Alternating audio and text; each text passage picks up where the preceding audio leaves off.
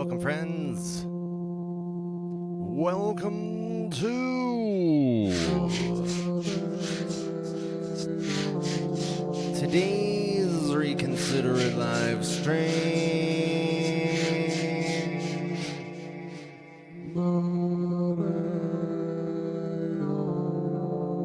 Best live stream you're gonna see all day.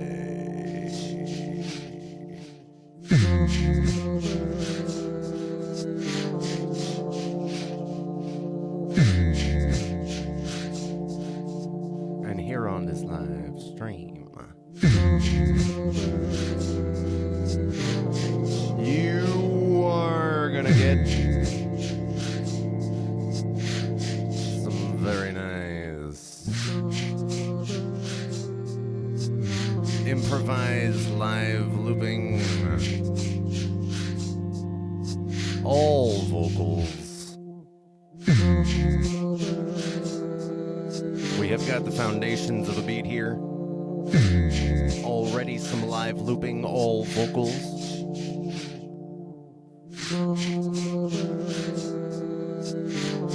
Over the course of the next hour, I'm going to be building up this beat more by your side.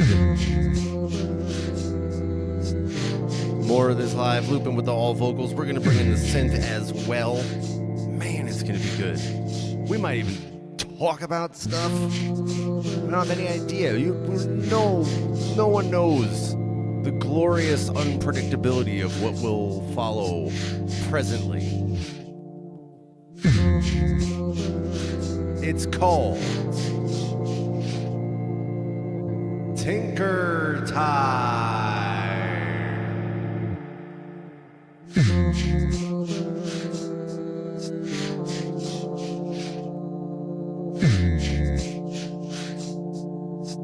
My regulars know what it is. If you are new to the Reconsider It live streams, welcome!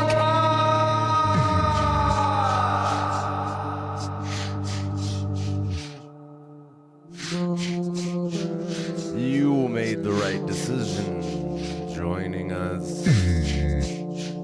We want you here.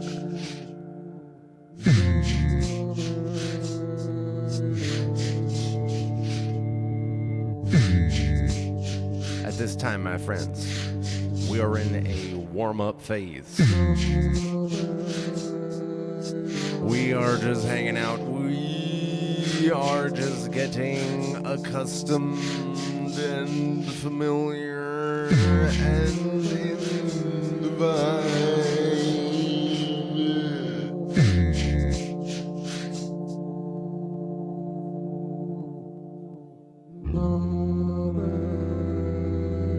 As we are here in this warm-up phase, getting the blood flowing.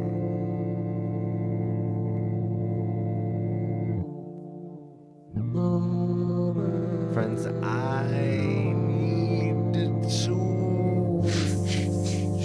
celebrate. I need to celebrate.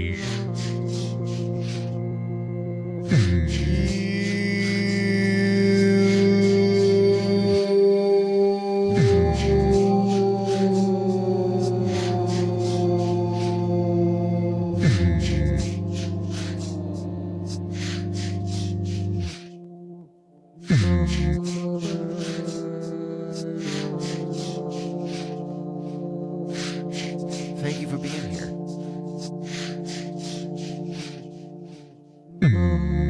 Whether you are here with us live in the chat,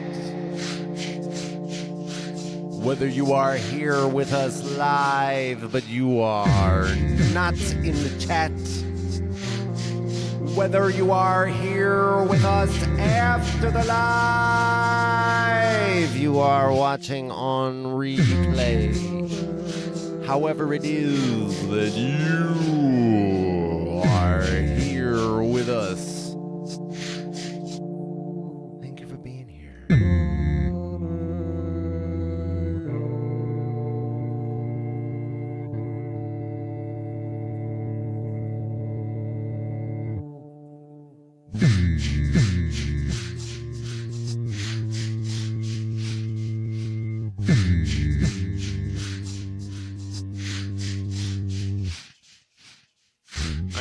celebrate you at this time in this way.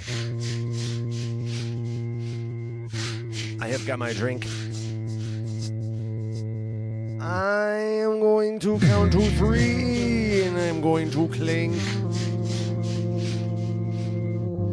You are invited to join the rest of us as we cheers along and celebrate our togetherfulness.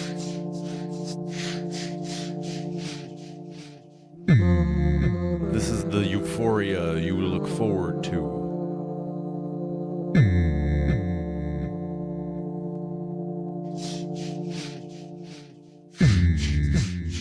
My friends, the exciting count up to our togetherful cheersful begins on 1, but then of course it quickly escalates.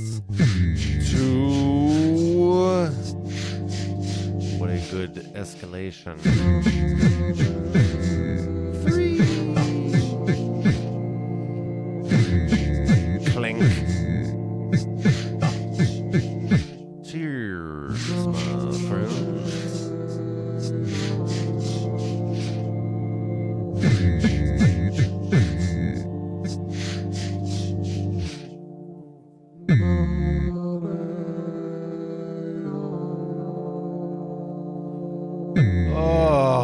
Oh,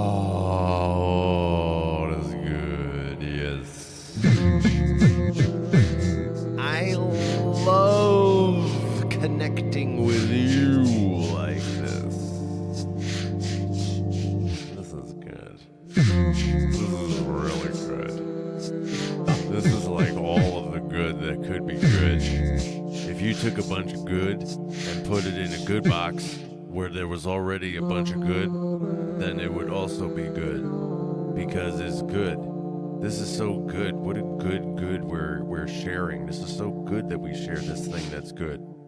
Please like this video. Please subscribe. Please share this video with a friend who would like it.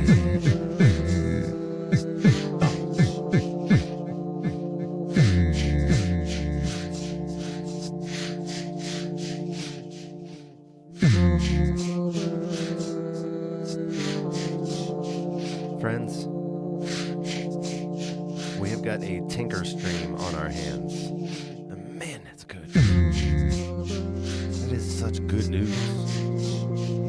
You might think it's like at the maximum amount of good news possible, but in fact, there's more good because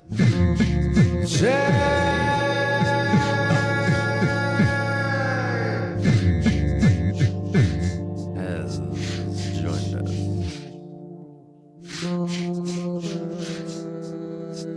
And Jack already has won the coveted award of first comment to be pinned to the screen.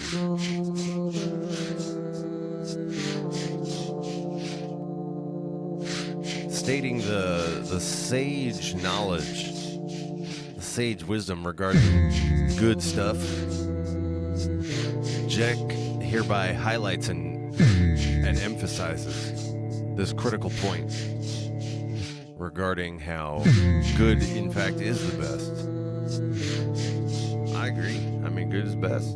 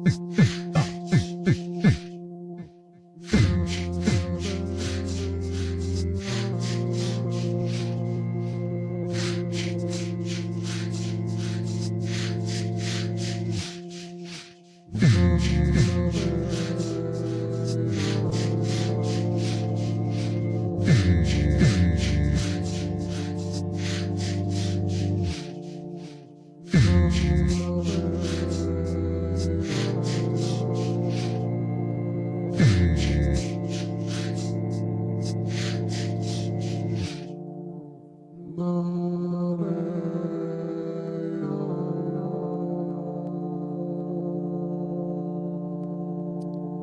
here's something I haven't brought up. I don't know, it's probably been over a year since I mentioned anything on this topic on a stream. But I would like to have a different setup for my microphone. The one I have is functional, you know, it's not like deficient necessarily. But you may have noticed, what was it, 4 or 5 minutes ago? Maybe it was a different number of minutes ago. But I was sort of just, you know, moving around and nodding along. And then I hit my head on the, or I hit my, what do you call this, the ear, headphones. I hit the headphones on the mic.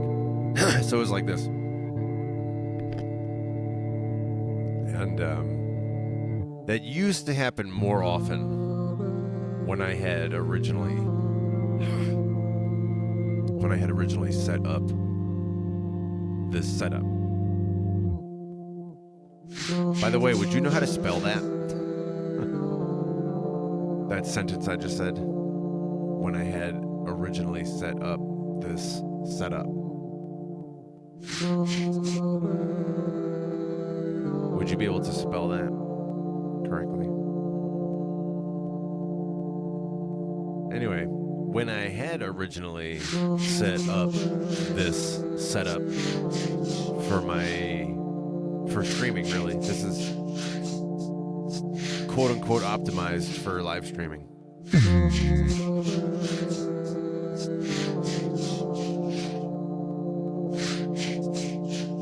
At the time, it worked well, and it continues to work well, just in terms of getting the microphone to my mouth. But the problem that I faced originally, before I was accustomed to it, and I sort of knew it subconsciously, which is more what I have now. But I used to run into that problem more frequently, where I would, you know, hit my headphones or my head on the mic just because I was getting into the music. So that problem, I surmise,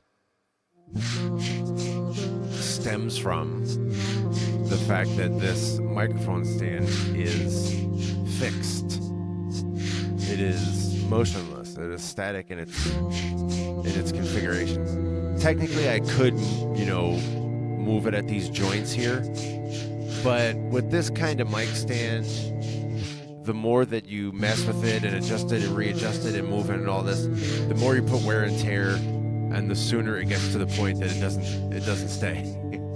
You know, you've pretty much worn it down.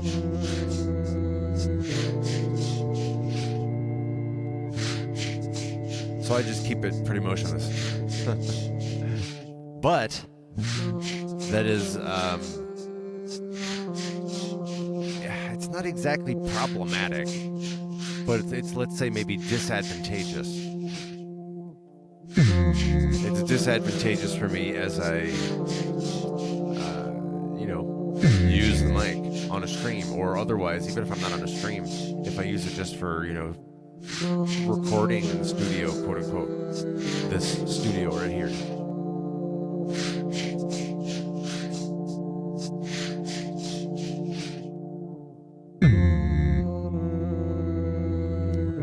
So,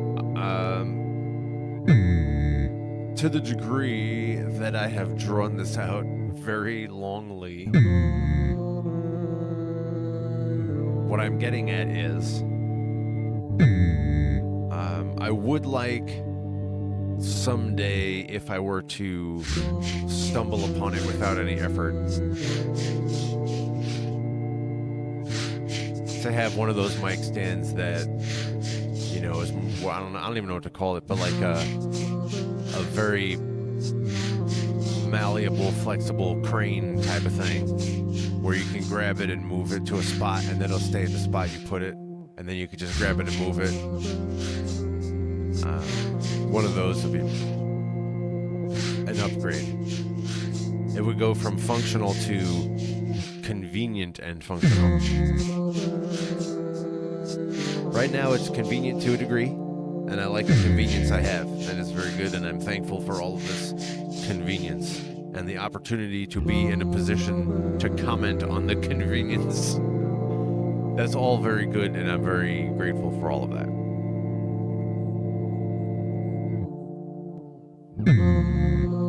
And at the same time, upgrades? Upgrades are good. Especially since I know it already exists and I just need to buy one.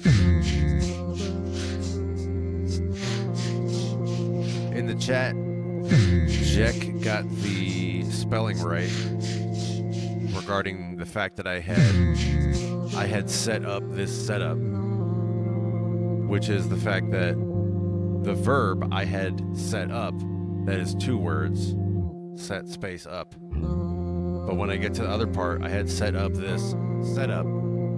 The setup is a noun, and it's just 1 word. It's a setup. I set up this setup. There's 4 words in that sentence. Or I guess 5. I set up this setup. Check. Got it.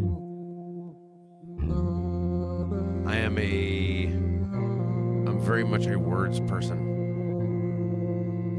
which might not surprise you as a lyricist. And as I often say on these streams, an educator, a speaker, in addition to being a performer, lyricist, rapper, probably doesn't surprise you a lot to hear me say that I'm a words person and a languages person. So I like all that, all those details about how do you conjugate things and difference between set up and setup and similar things like that. I love that stuff.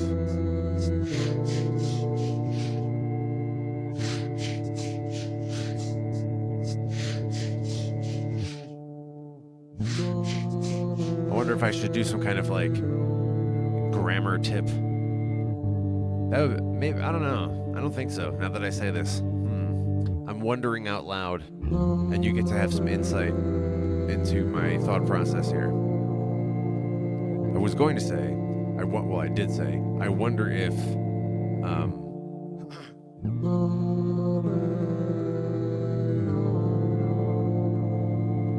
what did I say? I lost my train of thought. This is great.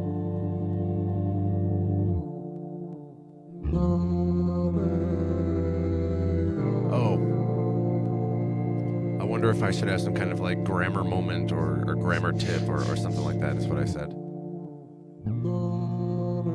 And my thought on that is,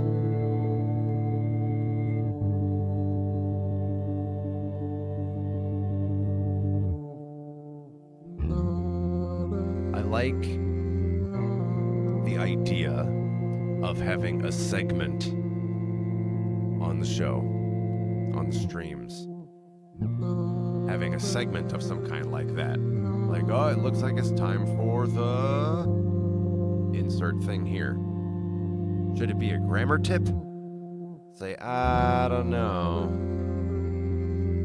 I don't know how many grammar tips I could give you. It should be something that could go on and on and on forever in an inexhaustible manner. So what's some kind of segment of the show? We already do our very wonderful and togetherful cheers moment. That's one segment of the show. What's another segment you could look forward to? So that's where I'm going with this. Grammar tip, probably not. Some kind of commentary. I give my commentary on something.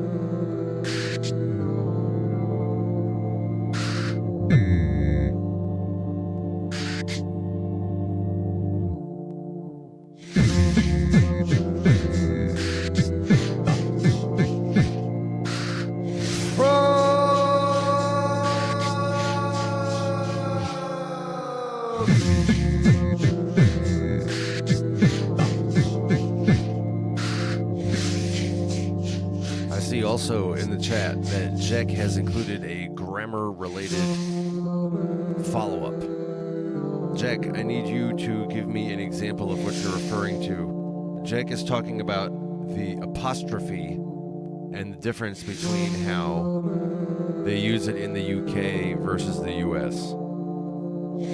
Jack, I'm not sure I know of an example of what you're talking about in a different use of apostrophe.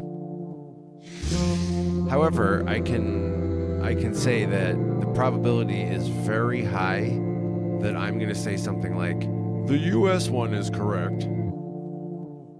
There's a very high chance of that. And I'm probably also, if indeed that happens, if I say that, if I rule, if in my ruling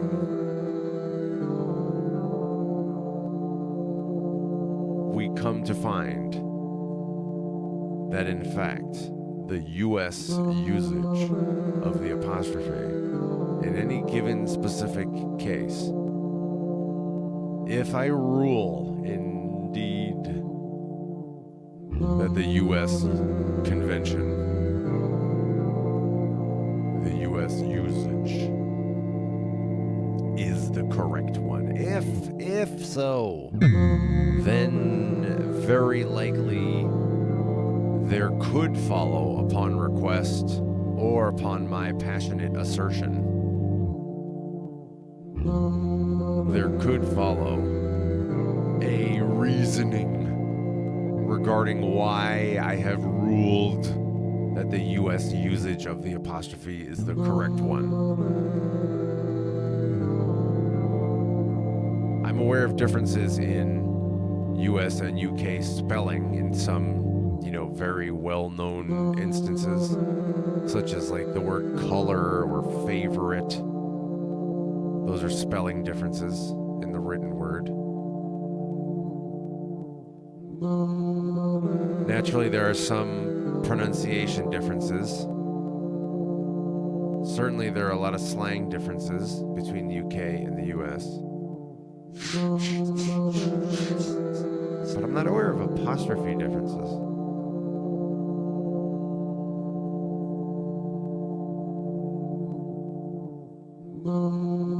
Jack says he. Maybe that's what he's meaning to convey. That there aren't differences, or that I was being sent on a wild goose chase. Is that what happened? But there are those handful of things that I'm aware of that are different between the UK and the US.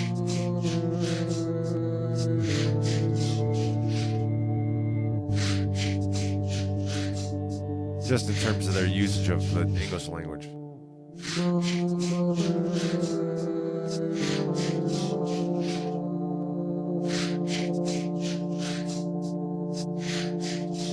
Probe says his only opinion is like, just use them correctly, please. I know, right? I've given up being some kind of like grammar enforcer. That's not something that I ever, carried in my personality for years. But certainly there was a time when I'd be like, oh, do you mean? And then I would, do a more correct phrasing with proper grammars. But at this point, I'm just like, oh. And usually, if it's some kind of online communication, oftentimes there's just like, some kind of autocorrect silliness.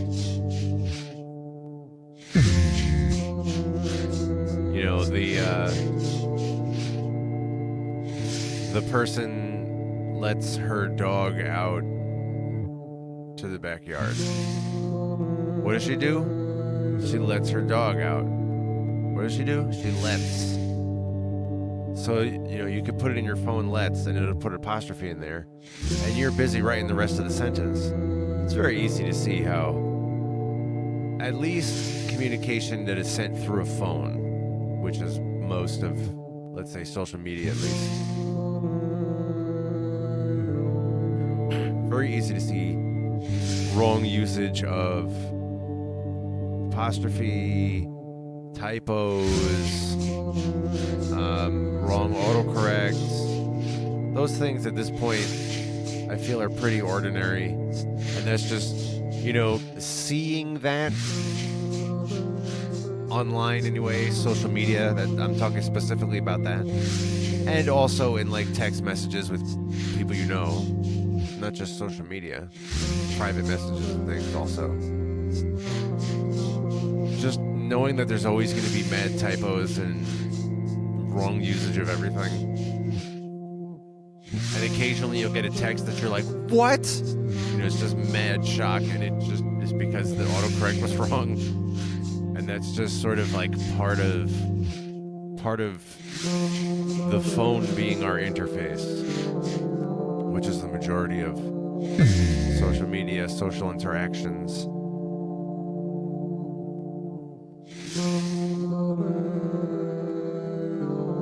I'm trying to find a term for how I feel about it. It's not exactly price of entry, but it's not far from that. Whatever it is I'm trying to say or express here. Par for the course? I don't know if that's exactly what I mean either. To be expected. It's to be expected always. There will just be way typos, and it will be very upsetting if what you expect of other people is well-formulated grammar and punctuation. If that's like a expectation you carry with you, that expectation brings... is very likely to bring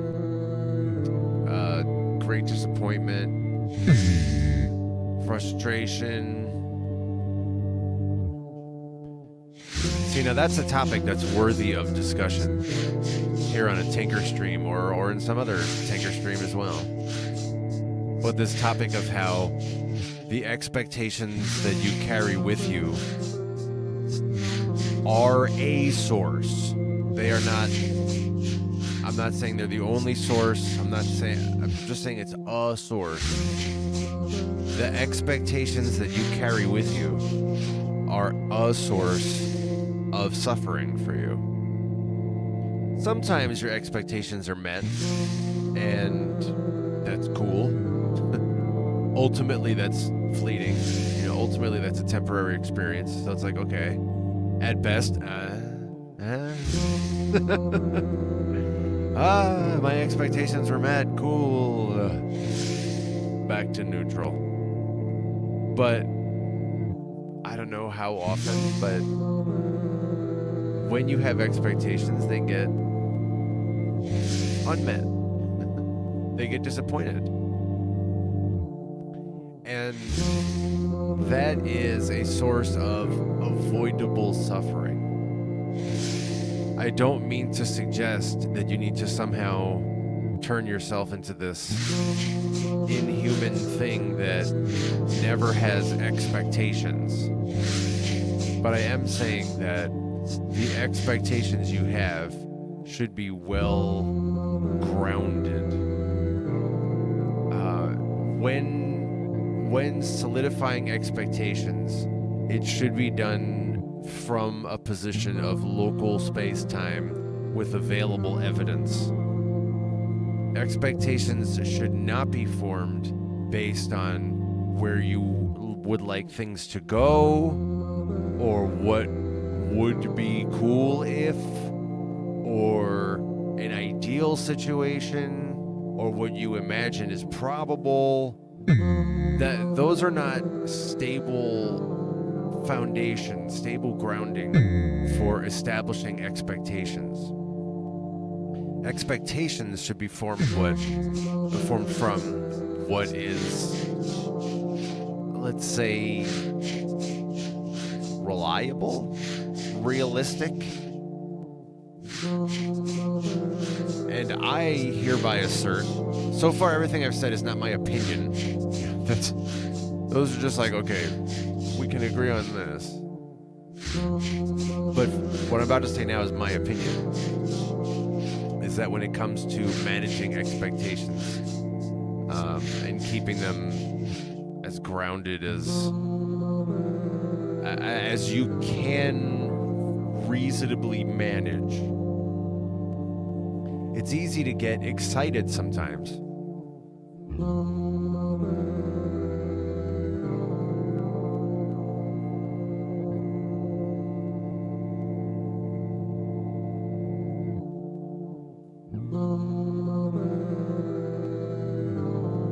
It's easy to get excited sometimes and to want something.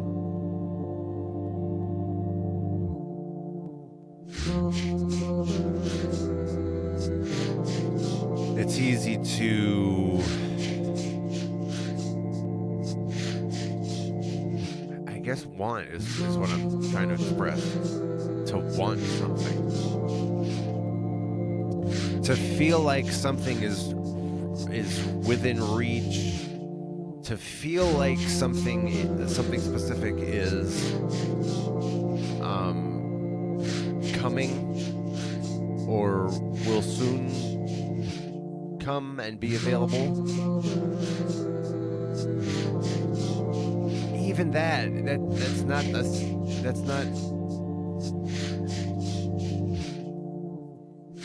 forming expectations around that will also result in disappointment. Expectations need to be like, all right, I expect that this looper setup here, that one word setup, I expect that this looper setup here is just gonna stay put, and it's gonna press a button. When I press a button, it's gonna do what I expect it to do. And I only rarely get my expectations unmet there. My regulars know that I talk about how the button all the way on the left in my lower looper, it acts up. This second one is sort of acting up a little, but the one all the way on the left, the button acts up, this slider acts up.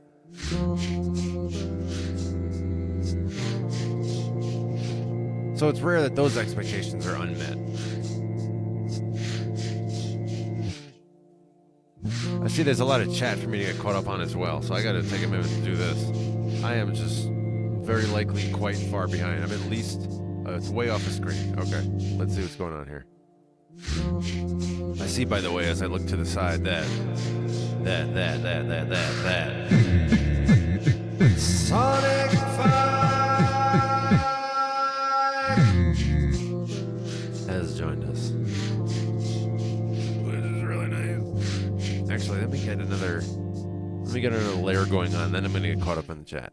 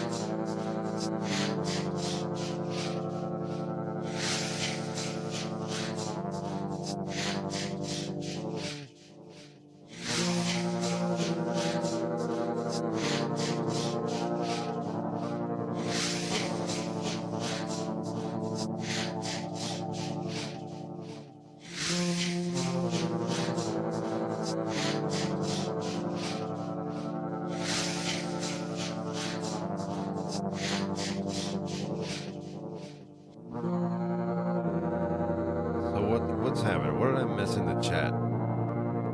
Easily over 10 minutes worth of awesome goodness. Let me see what's going on here.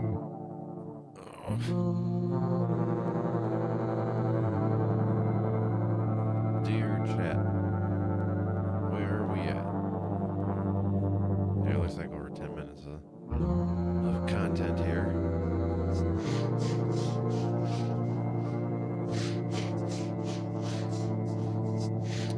So we're talking about apostrophe for possessive, expressing the possessive in English.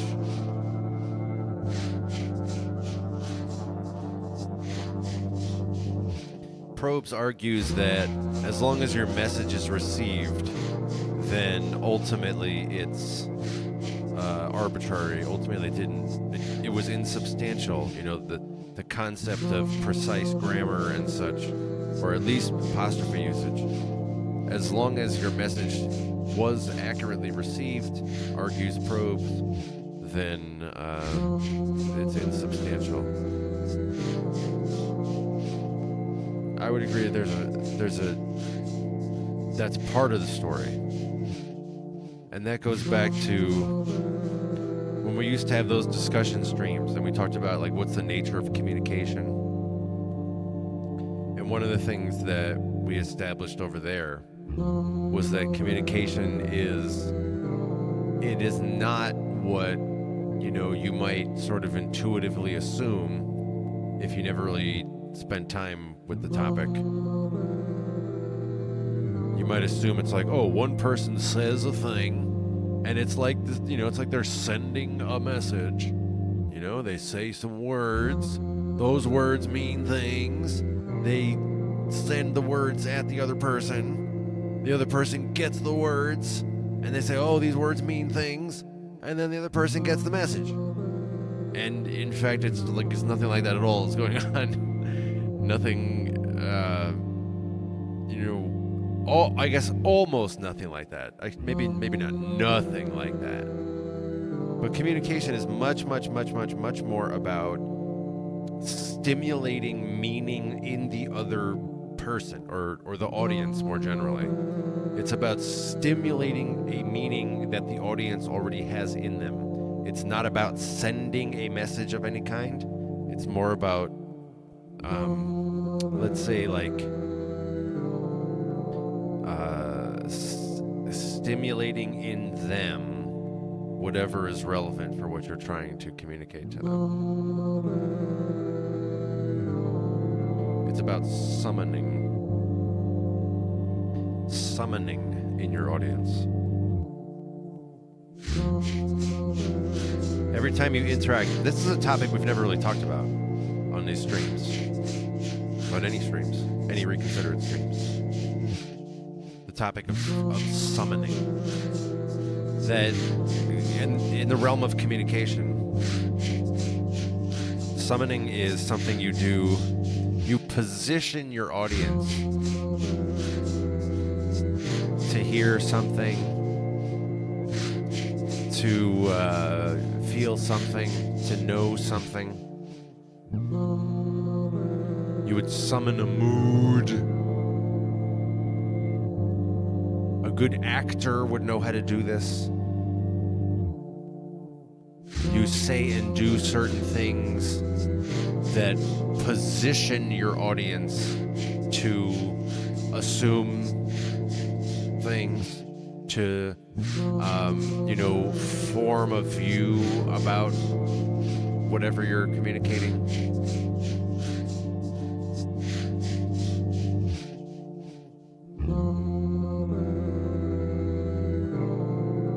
So that's summoning. You bring about a certain view or feeling or thought. A good communicator can make the audience think things on their own, or can make the audience think things, but have the audience experience it as though they came to the thoughts on their own, came to the conclusions on their own, came to the view on their own.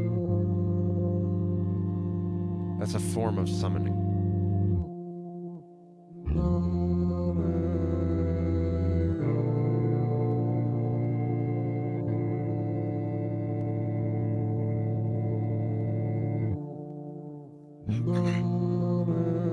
So, in any case, all of this was in response to what Probe said, that as long as the message is received, that's what is paramount, and everything else is insubstantial by comparison. And that correlates well with my assertion about communication being about summoning something in the audience rather than, you sending a perfectly formed package. However, I said that I agreed with that being part of the story, because I would also agree with the opposite view, which asserts that you should be using punctuation and grammar properly to the best of your ability,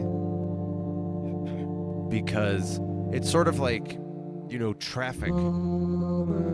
Is it possible that, in theory, everyone was really good at driving and was always fully aware and present and was always operating with a, sincere intention to be respectful of those around them? Like, let's assume every driver is like that, and then we don't need to have stop signs and traffic lights and everything. And it's like, no way, you still need traffic signs and stoplights and whatever else you would fill in the gaps here. Lines in the road, crosswalks formally designated, police. You 100% need those things. Why do you need those things? Well, because in the first place, you can't assume that people are gonna, be very mindful while they're driving, or have an intuition in the heat of the moment about judgment calls. Maybe if they're going 10 miles an hour pulling out of their driveway and, just starting to drive on the road, at that point, you can assume most people are going to be pretty, checking around their surroundings. All right, is everything good? But, I don't know, going 50 miles an hour somewhere, can you safely assume that everyone is always 100% maximizing their awareness? I don't know if that's a safe assumption. So by having things like lines painted on the road and traffic lights and things, by having external structure brings order in shared spaces. And I would occupy the position that ultimately, in the case of communication, going back to the domain of this topic of punctuation and such, ultimately, it is true, I would agree, ultimately, that the person receiving the message trumps all other variables in importance. That's sort of the end of the story. And at the same time, I say that having strong, clear, clean external structure that is adhered to, like you would expect traffic laws to be adhered to, which is virtually all drivers virtually all the time. Similarly, it would be awesome if most speakers and writers would use grammar correctly and spell things right and have the right punctuation. I think that is also important, though. Otherwise, it's like, well, we'll just let everything devolve into literally nothing at all, and it's not English within, one generation. So I assert that the grammar and the punctuation provide for us a reliable conduit, not conduit, a reliable, medium, that's probably what I'm looking for, a reliable medium through which to communicate using familiar, shared conventions, which reduce the need for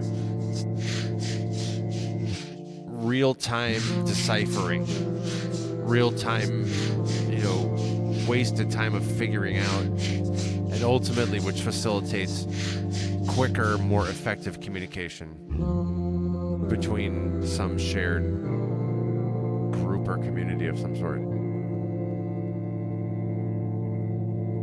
So there you have it. That's my position on all that.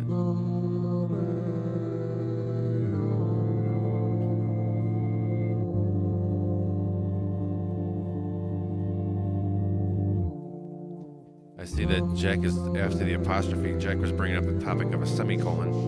Oh my goodness, nobody knows how to use that right. 0 people. Maybe that's an exaggeration. I'm using some hyperbole.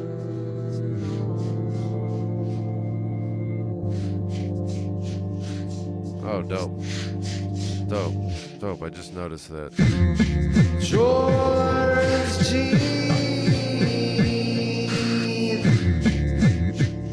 has joined us. Nice. That's really good. I'm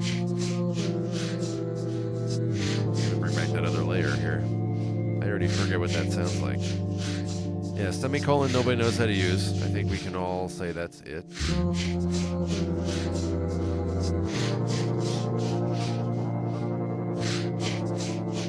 Jack says he heard someone who is an editor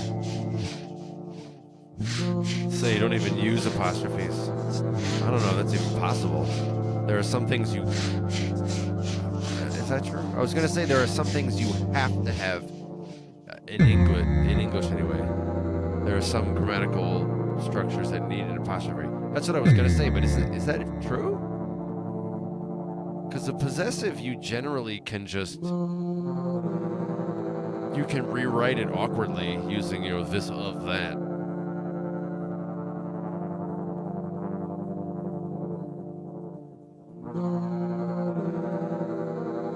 There's contractions.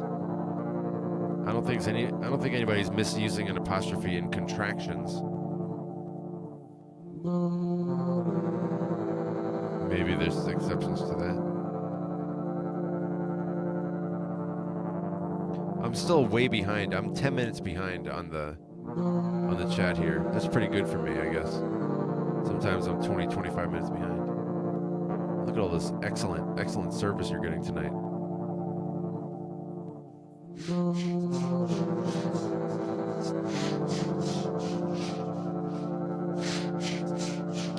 Probe says misunderstandings come from cultural divergence,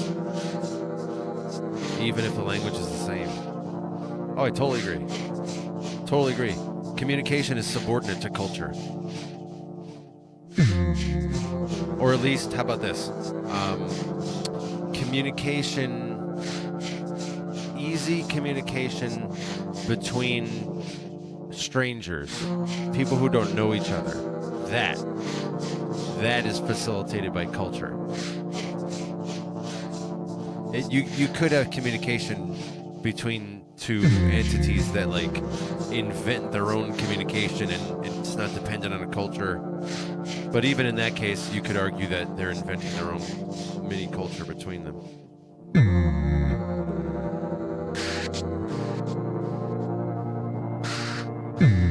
But yeah, cultural divergence, as Probe says, that very much is a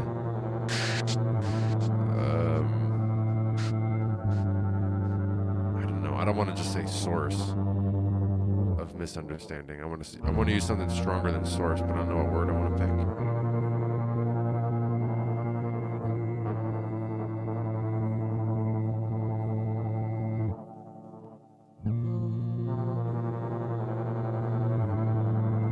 Whether you're with us live or you're watching in the replay, there's a lot of apostrophe-related discussion going on in the chat. Oh my goodness. Jack just says Frenglish. French and English, is that what that is? I know there's Spanglish. Everybody knows Spanglish. Where it's just like an arbitrary mixture of Spanish and English. I felt like using Spanish here. I felt like using English there.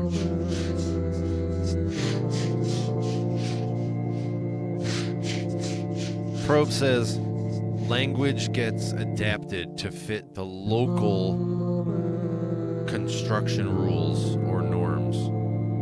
Certainly adapted. I would agree with your use of that word adapted. Language is adapted to fit the local needs, more generally speaking. Or even beyond just local needs, local, willpower. Whatever is the local, intention or will.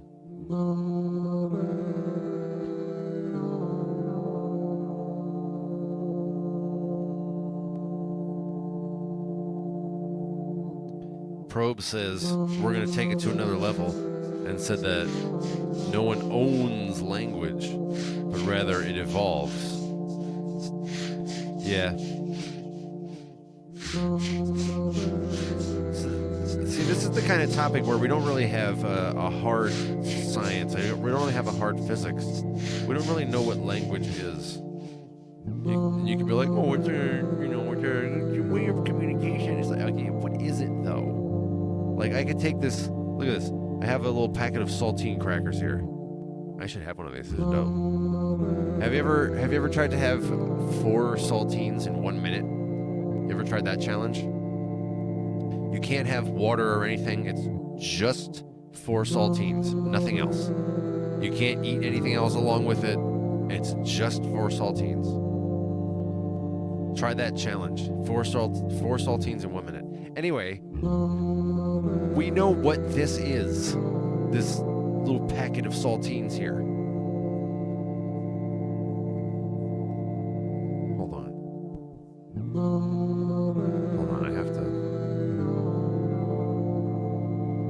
get everything situated here. Do you know why? Do you know why I have to get everything situated here? Victor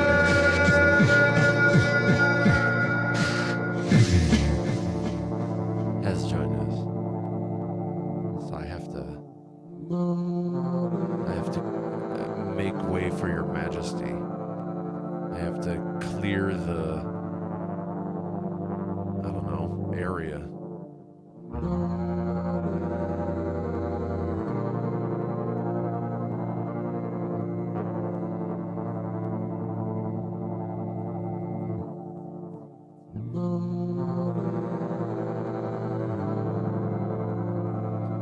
Probe says he's heard of that 4 saltines in 1 minute challenge. Friends, I'm happy to tell you that I lost track of what I was saying before I went on to talk about saltines. Oh, what it's made of?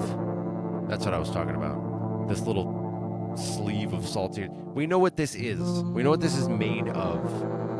It's like someone could get some like mad, powerful microscope and we can look at some kind of atomic shit in this and be like, oh, look, look, there's some goddamn carbon or whatever's in there. We know what the substance of that matter is. We don't know what language is. We don't know what any non-physical thing is. We have no grasp of that, of those things. And the problem with that is that there is a, like,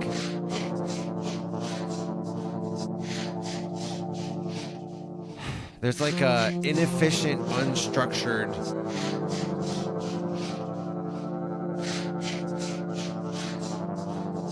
and invisible evolution that takes place in those spaces. You know, if we talk about something like some hard science, like just, you know, construction, engineering, just practical things. In those spaces, because we know what the substance of it is, oh, here's some cement, you know, we know what it is. We can measure things like how efficient was that. We know exactly what it is and how to recognize this or that aspect of it. This looks like it's formed very well and will be a good foundation for this edifice we're constructing. Let's take these measurements and then continue to take measurements in the next year in order to confirm that things are still looking good because we know what we're talking about. Anything that's non-material, the human race, we have no idea what we're talking about. Language, we don't have any idea what we're talking about. Oh yeah, language. Let me talk to you about grammar. What is grammar? Why don't you go get like a handful of grammar? Go ahead and get like a, you know, like a cup full of,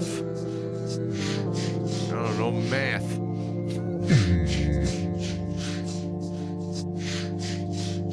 These things, these abstract things, they're real. I'm not challenging that they're real. In fact, what I'm saying is something a little stronger than that. I'm saying because they're real and we don't know their substance, that's a problem. It's a problem that we don't have a grasp of things that we know are true and real. We don't have a grasp of them in a way that's measurable and in a way that facilitates innovation and, frankly, things like accountability and safety. So while I would agree with the assertion that no one owns language, language evolves, I don't challenge that claim, but I also don't know exactly, like, we don't know exactly the mechanism that facilitates that.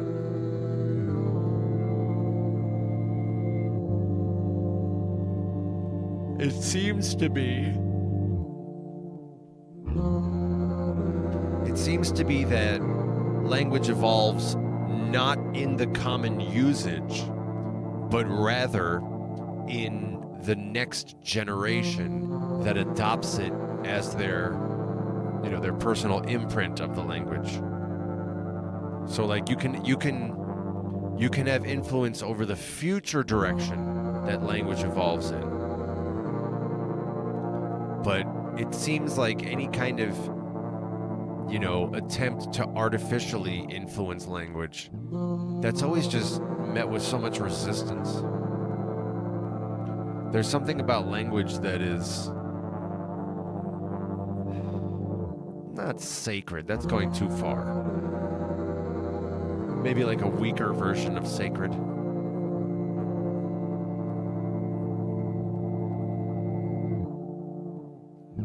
There's also something about language that feels like communal, meaning people don't like their communal resource being hijacked.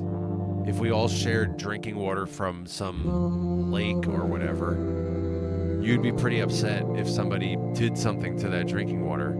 You'd be like, what? And they're like, oh no, in my opinion. You'd be like, I don't want to hear your opinion.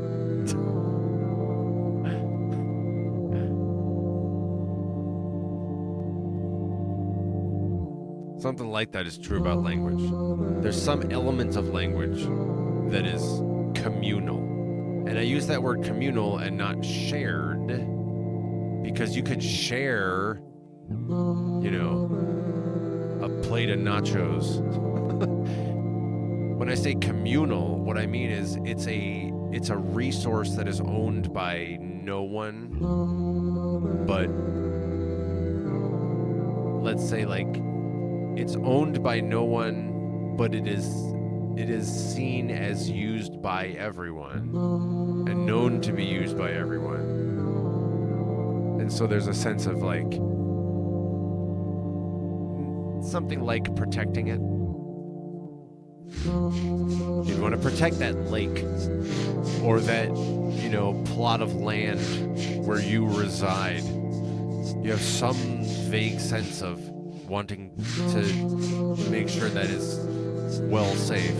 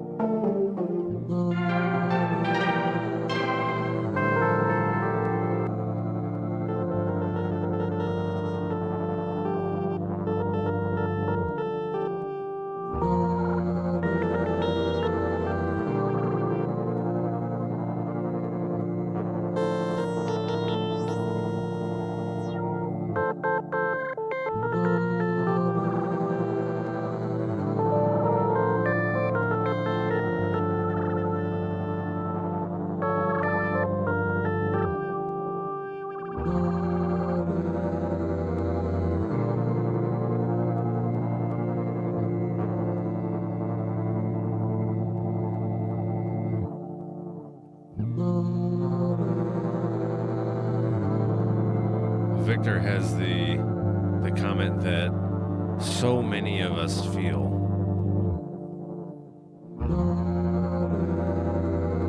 This is the sort of thing that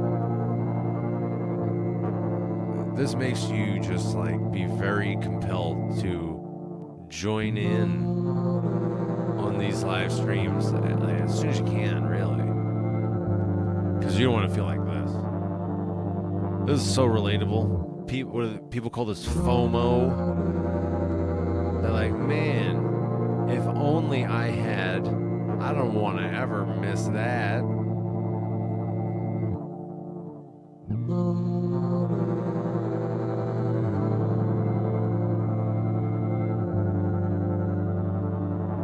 continuing with the topic of language, Probe says there's an interesting aspect of English, which is that it, easily takes on or creates new words. Probe says, I'm not sure how prevalent that is in other languages, but, I can confirm it happens in English. And I agree with what Probes is saying. There is something about English. I don't know if is it because English was made like that? Like English going back to, what was it, like the year 800 or something? I don't know exactly what it was. But, the land of England was settled by, Vikings, so they had Germanic roots, but then also some kind of French occupation as well influenced the language. And so it was just like, from its beginning, English was this mishmash of different languages that had, and in some ways, very drastic structural differences. Although not as drastic as things that were like way far away from Europe.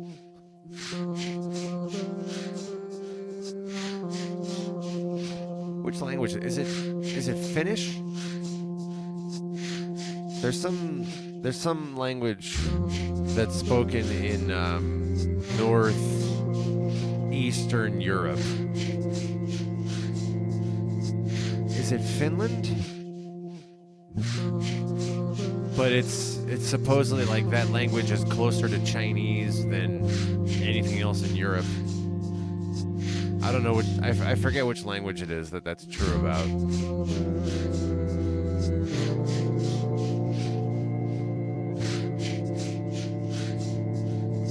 But in any case, I have the same perception that Probes brings up regarding, does English have some kind of propensity to just adopt new words and just make new words in a way that is not common to other languages?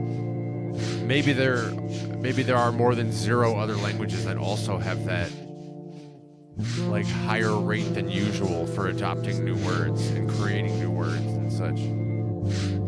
But I would agree English does have that.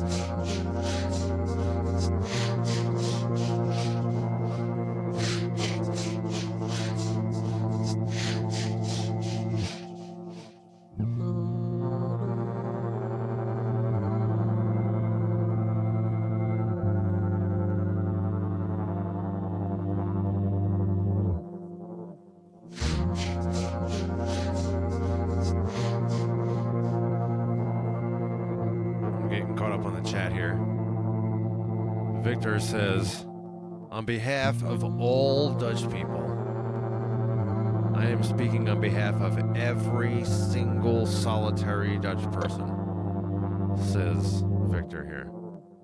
A lot of us speak German or French as well, in addition to Dutch and English.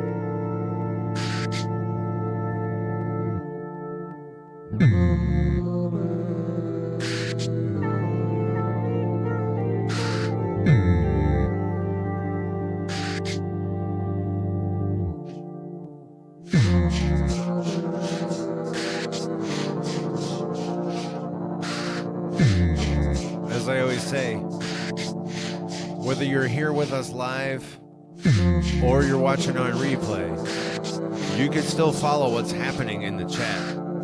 A lot of the time, a big portion of the show is what's going on in the chat. And so there's some cool language discussion continuing to happen in the chat right now.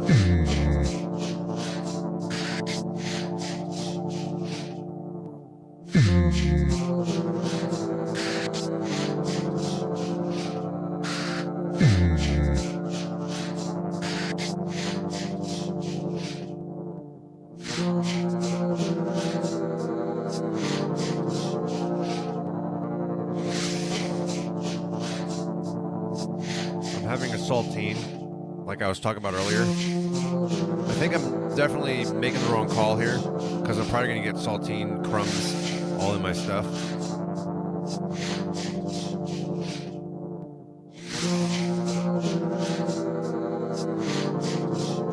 But that was the last little piece of it, so I'm good for now. I'll have more saltines later, maybe.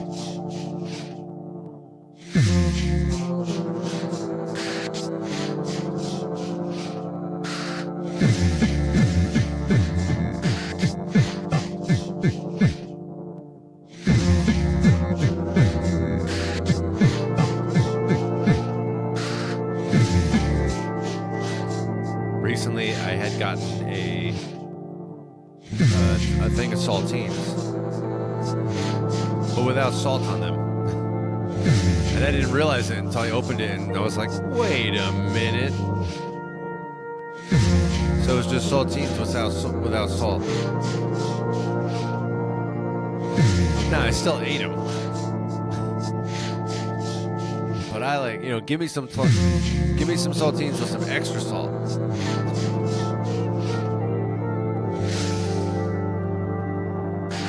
If you've ever had one of those like gigantic pretzels, those big soft pretzels, give me the ones that got like way salt on them, but not too much salt. How about that? Is that clear enough?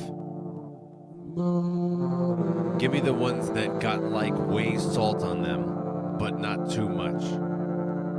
You're gonna hit the bullseye on that one, right?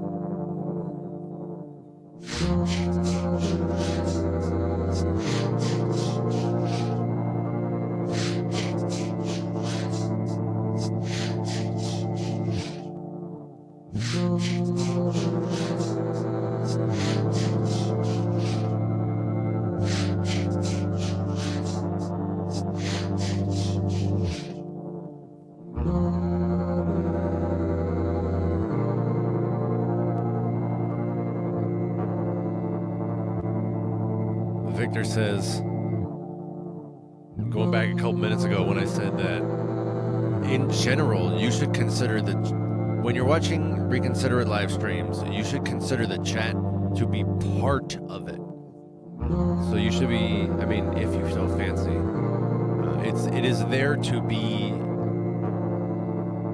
I guess, known and perceived. part of it. It's part of the stream. But Victor says, we're also listening to and digging your vibe, meaning what I'm doing musically.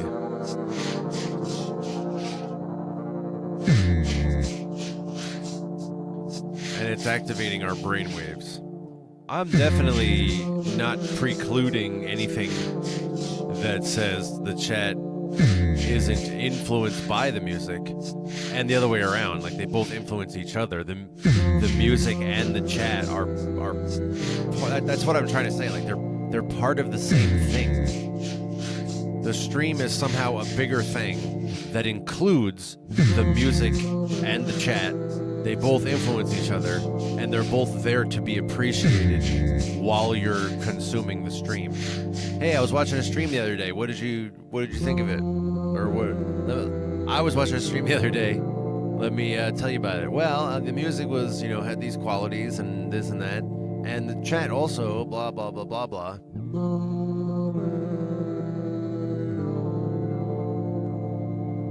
Part of the same thing.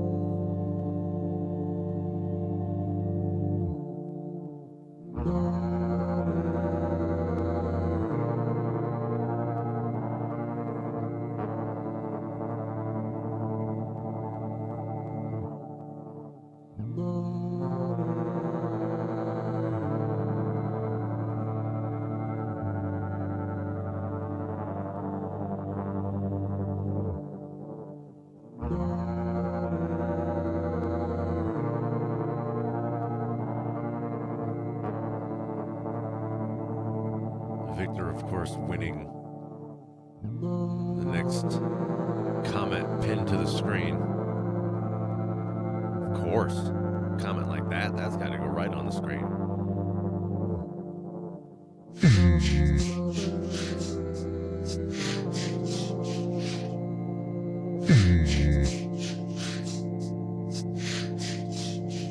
Can I get a good screenshot? Would this make a good social media post? I don't think this would make a good social media post. But here, let's get a good screenshot. I'm gonna watch this.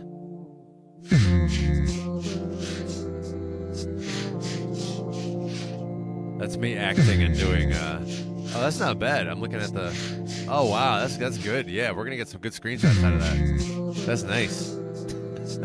If I remember to go back and get this moment.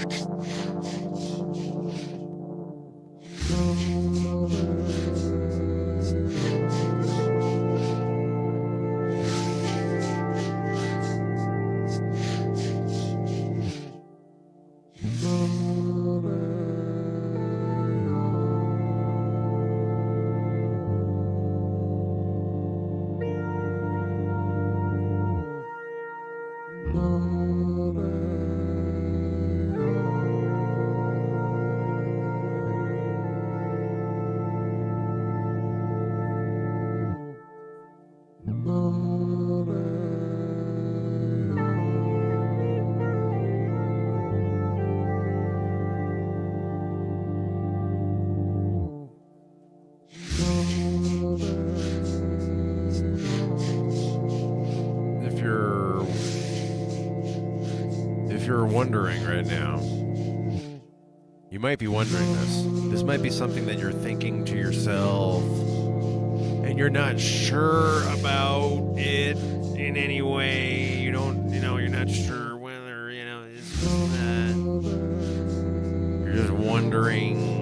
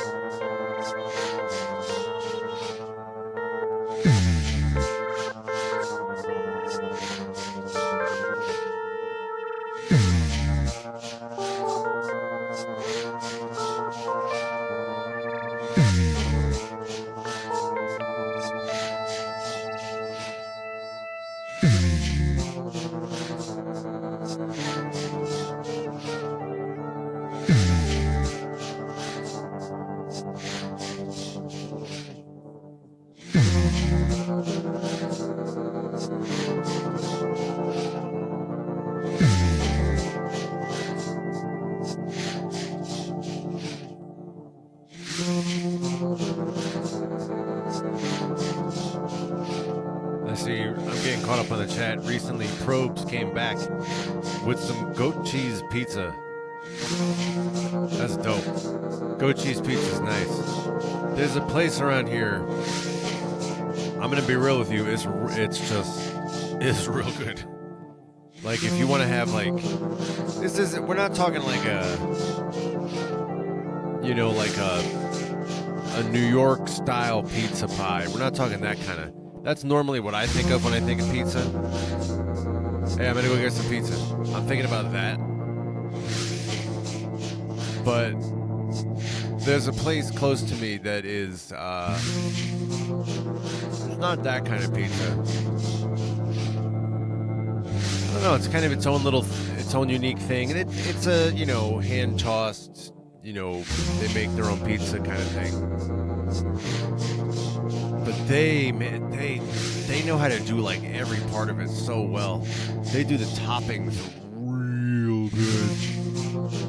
They like do you up just way solid. And anyway, I bring this up because I get goat cheese at that place. They will, if you like goat cheese on a pizza, they are going to give you a good experience of goat cheese.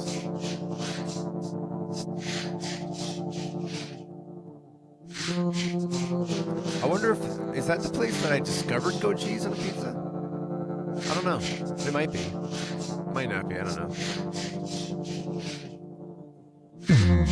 But it's certainly good there. They do garlic really well too. They'll put entire cloves of garlic. Like a lot of them. Hey, I'd like some garlic. They don't give you like little slivers like, here you go. If you look at it at a certain angle, you can see there's a couple pieces of garlic. No, it's like clonk. Here's this gigantic, you know, roasted garlic thing. Is that a clove? Is that what a clove is? Not a full bulb, but just like a little thing. Oh, that place is so good. I should go there. It's been a while since I went there.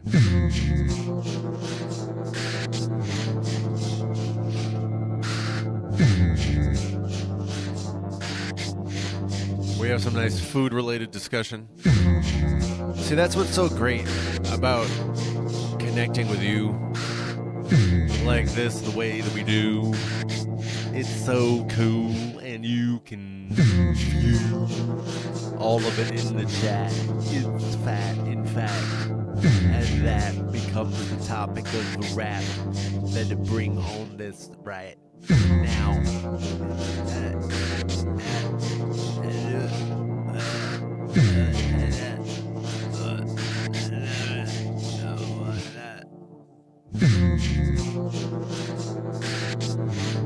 But we get all sorts of ranges of topics. We were talking about like language as an abstract topic earlier.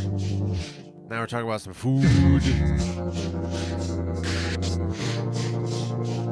It's very good.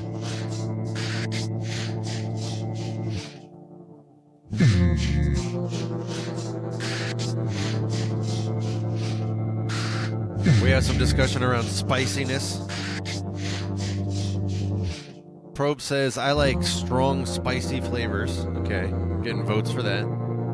Victor says, I don't like too spicy. But Probe says, I like hot and spicy. I do too. I like spicy food. There are some kinds of spicy that I have not completely nailed it down, but there are some kinds of spicy that don't fully agree with me. But it is relatively rare.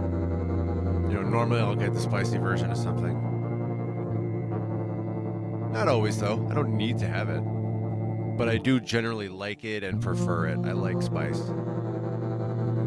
There used to be an authentic noodle place around here. Chinese noodle place. where they used to make their own chili. They had their own chili sauce that they made. Oh, it was so good. That place was awesome. They closed down like 10 years ago, but while they were here, it was great. I used to love going to that place. I don't like noodles. I always got some kind of like kung pao, stir fry kind of thing when I went there. And I'm not big on noodles, period. But they also had a fried tofu appetizer that I used to get like almost every time I went there. And it came with this like special chili sauce, which was so good. Oh man, it was great. And that was their like special homemade recipe. It was real good. I was so not thrilled when I heard they were closing down. It was some kind of like the owner didn't want to sell it and his children didn't want to take over the family business. So he's just like, all right. And he just closed down.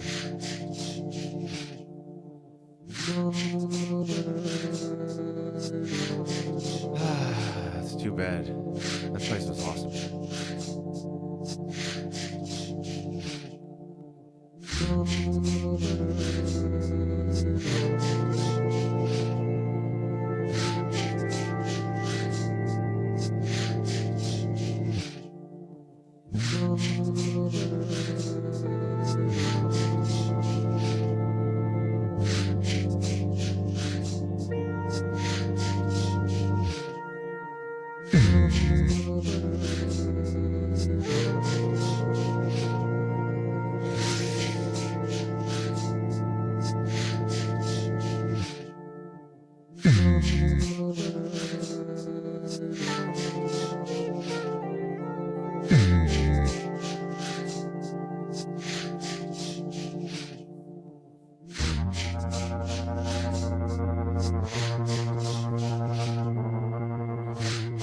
Friends, this has been a really good stream. This has come out really well. Thank you for being here. Thank you for being part of this.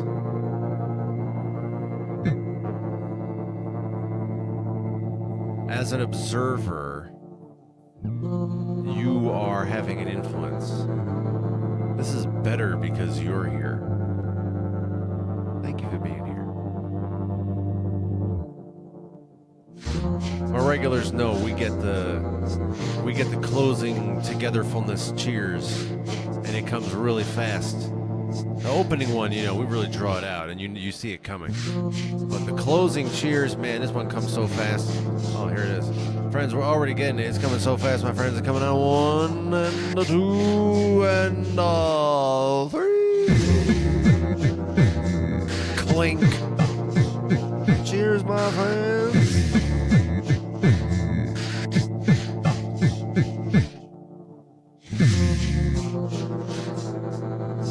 Oh, it's so good. It's so good. It's so good to clink and cheers our drinks. It's so good to do that together with you. Please like this video. Please subscribe. Please share this video with a friend who would like it.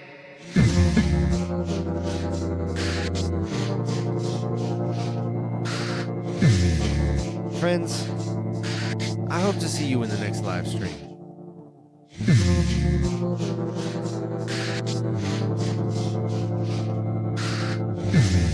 My regulars know we get together multiple times a week for these very excellent hangouts. Playing around with your finger hitting the keyboard. Playing around with the loopers. Building up a beat together. Playing with the keyboard. Sometimes we talk about stuff like we did today. That's called Tinker Time. Tinker Time Tribe, as we had earlier.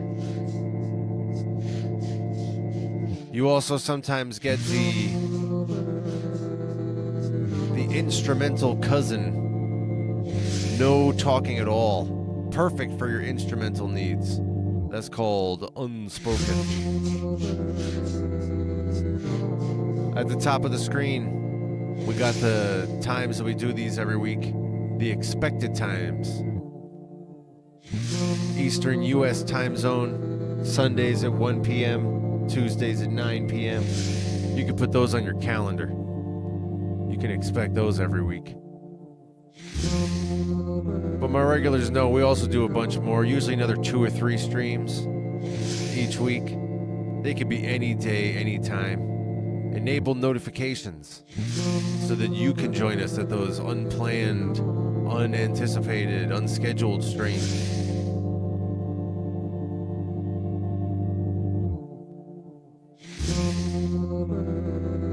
And until then, my friends,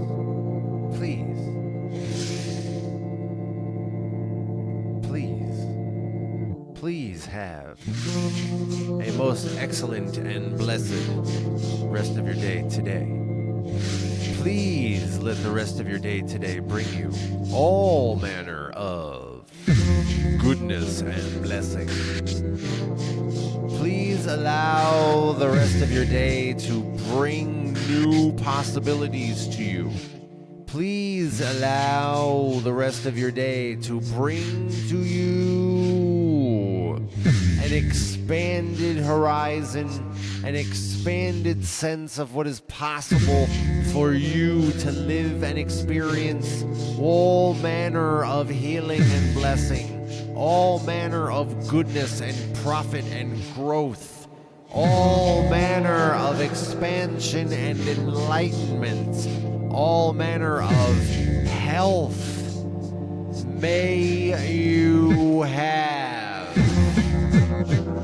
unimaginable healing come to you today.